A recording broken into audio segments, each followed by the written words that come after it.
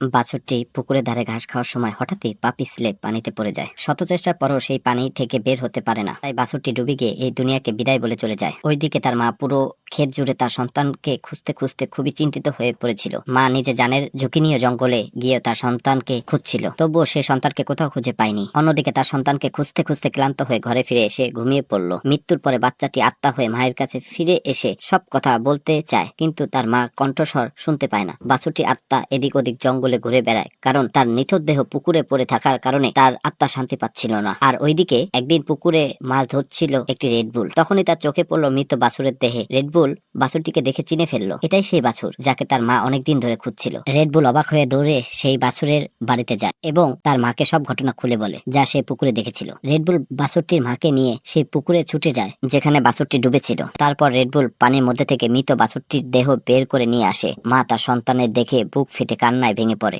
মৃত বাছুরটির জন্য এই ভিডিওতে একটি লাইক ও সাবস্ক্রাইব করুন।